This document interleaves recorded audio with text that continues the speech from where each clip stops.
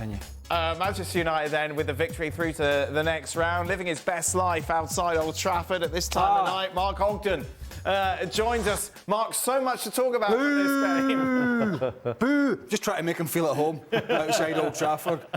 Get lost, Ogden! This round. Mark, easy peasy. It was, and it's kind of unusual to be at Old Trafford, and it is so straightforward as that. We're usually kind of finding fault and finding something to, dig out at United. But they were very good tonight. Everyone played well. The new signings played well. Even Martial got a goal.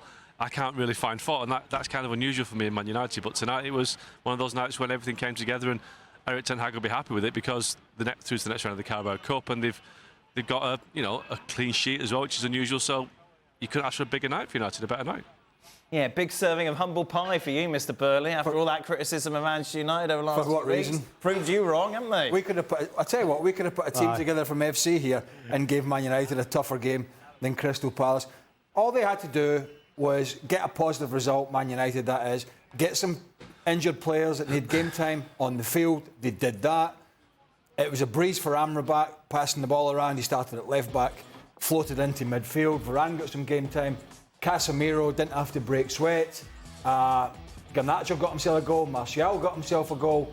And really, I don't remember any big challenges or any Man United player having to overexert themselves. And by the way, they've got Palace again at the weekend in the league. So it was a changed Palace side. I must say it was certainly not the strongest. But Roy Hodgson had thrown the towel in his press conference before this game, saying, we just can't... the usual Premier League speak. We just can't cope. There you go. There's none of these managers can cope in it. We just can't cope. We just can't cope with cup competitions these days. As if cup competitions are something that just popped up in the last 5 or 6 years. Yep. None of these managers now, with the biggest squads they've ever had, can cope.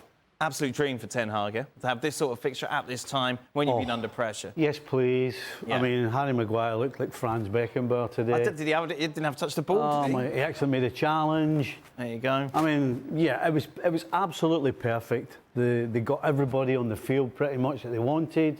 They got some goals. I mean, look, you've got to give them credit. You can only beat what's in front of you, and they absolutely comfortably walloped them. So, yeah, you have to be positive. Let's go negative now, because obviously it's Manchester United and we don't like them. Jadon Sancho, what's the latest, Mark?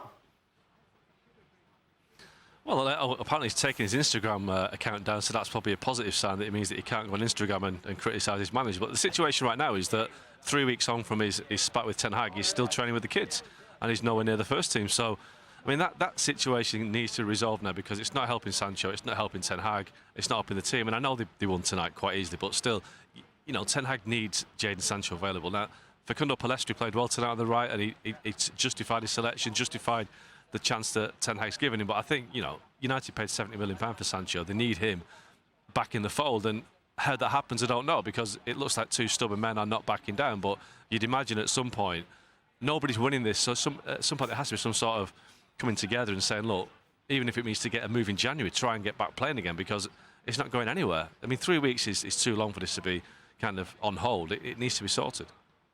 It's funny that one's a man, That was an interesting noise. Yeah. No, it's just when he said two men. One's a man, one's a boy. Right. Clearly. Apparently his England teammates have said to him, come on, just apologise. Well, he's just shown his immaturity. Listen, when you make a mistake, you take the responsibility and you own up. And he's clearly not mature enough to do that. I mean, he must be getting advice so badly, I think. Because surely to God, you get somebody who's going to make money off you as an advisor stroke agent, and that's how the agents make the money. He's already had this big move to United.